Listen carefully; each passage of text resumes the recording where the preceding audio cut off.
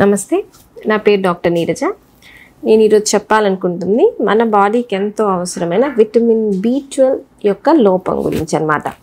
B12 deficiency వల్ల వచ్చే లక్షణాలు ఏంటి, ఎందువల్ల వస్తుంది, మనం ట్రీట్మెంట్ ఎట్లా చేయాలి అనేది ఈ వీడియోలో చెప్పాలనుకుంటున్నాను. మన బాడీలో ఉండే ప్రతి కణం డెవలప్ అవ్వటానికి, స్ప్లిట్ అవ్వటానికి, అంటే ఒక కణం రెండుగా మారటానికి, రిపేర్ జరగటానికి అన్నిటికీ B12 అనేది ఎంతో అవసరం. మన DNA రిపేర్కి అన్నిటికీ కూడా B12 అనేది చాలా ఇంపార్టెంట్ అన్నమాట. సో నరాలు అనేది B12 తగ్గినప్పుడు ఎన్నో రకాలుగా ఇబ్బంది పడతాయి.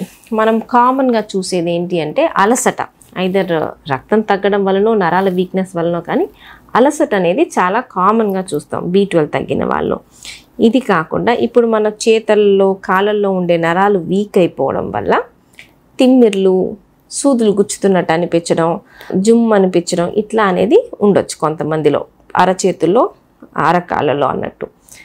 కొంతమందికి ఇది పెరగగా స్పర్శ తగ్గిపోవడం, నడకలో బ్యాలెన్స్ తగ్గడం, అంటే నడిచేటప్పుడు కొంచెం తూలినట్టు అనిపించడం, చెప్పులు వేసుకున్న చెప్పులు జారిపోవడం, ఇవన్నీ పెరగగా వచ్చే లక్షణాలు అన్నమాట. అంటే B12 తగ్గి చాలా కాలం అయింది అంటే మనకి మెల్లమెల్లగా ఇబ్బంది అనేది పెరుగుతా పోయింది. ఈ B12 అనేది మనకి మెదడు మీద ఒకవేళ ఎఫెక్ట్ పడితే అప్పుడు జ్ఞాపక శక్తిలో కూడా తేడాలు రావచ్చు. ఇంతకు ముందు కన్నా జ్ఞాపక శక్తి తగ్గిపోవడం, చిన్నవి మర్చిపోవడం ఇట్లాంటివి జరగవచ్చు. కొంతమందిలో సివియర్ B12 డెఫిషియన్సీ ఉంటే కోమాలో కూడా వెళ్ళే ఛాన్సెస్ ఉంటుంది.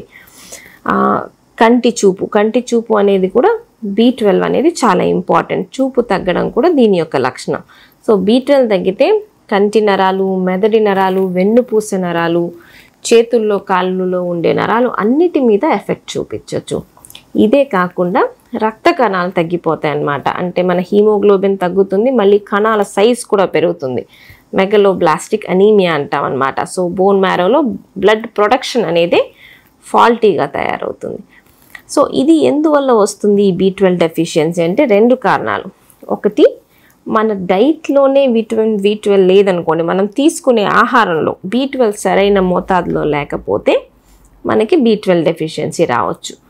రెండో ఇంపార్టెంట్ కారణం ఏంటంటే మనం తీసుకునే ఫుడ్లో B12 ఉన్నా, మనం తీసుకునే మెడిసిన్స్లో B12 ఉన్నా కానీ మన బాడీకి ఆ B12ని అబ్జార్బ్ చేసుకోగలగాలి. అంటే స్టమక్లో, ఇంటెస్టైన్లో దాన్ని సరిగ్గా అబ్జార్బ్ చేసుకోలేకపోయినా సరే B12 డెఫిషియన్సీ అనేది వచ్చింది. ఇప్పుడు డైట్కి వస్తే మామూలుగా milk, eggs, non vegetarian diet, liver, kidneys వీటిల్లో B12 ఎక్కువగా ఉంటుంది. వెజిటేబుల్స్లో, సీరియల్స్లో మనకి B12 అనేది రాదు. మనకి ఒకవేళ అబ్జార్ప్షన్ ఎవరికి తక్కువ అంటే గ్యాస్ట్రైటిస్ ఎక్కువ ఉండేవాళ్ళు, గ్యాస్ ట్రబుల్ టాబ్లెట్స్ తీసుకునే వాళ్ళలో, ఇంటెస్టైనల్ డిసీజెస్, కొంతమంది క్రాన్స్ ఇట్లాంటివి ఉన్న వాళ్ళలో ఇంటెస్టైన్లో వీటిలో ఇబ్బంది వల్ల వాటి వల్ల మనకి వంట పట్టడం తక్కువ. కొంతమందిలో పర్నీషియస్ అనీమియా అనే రోగం ఉంటుంది. సో మన పొట్టలో ఇంట్రిన్సిక్ ఫ్యాక్టర్ అనేది ఒకటి ఉత్పత్తి అవుతేనే B12ని అబ్జార్బ్ చేసుకోగలదు. వీళ్ళల్లో ఏంటంటే అది ఉత్పత్తి కాకపోవడం వల్ల B12 అనేది తగ్గొచ్చు.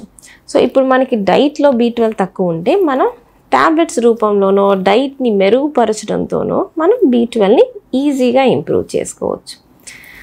కానీ మనకి అబ్జార్ప్షన్ అంటే వంట పట్టేది తక్కువగా ఉందనుకోండి, అట్లాంటి వాళ్ళలో ఇంజెక్షన్స్ అవసరం పడతాయన్నమాట. సో వీళ్ళకి కోర్స్ లాగా ఇస్తాం.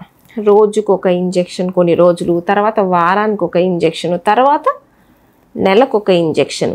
కొంతమందికి అయితే లైఫ్ లాంగ్ నెలకి ఒక ఇంజెక్షన్ తీసుకోమని చెప్తాం. B12 అనేది మనకి చాలా చాలా ఇంపార్టెంట్. కాబట్టి ఈ లక్షణాలు ఉన్నప్పుడు మనం దీన్ని నిర్లక్ష్యం చేయకూడదు.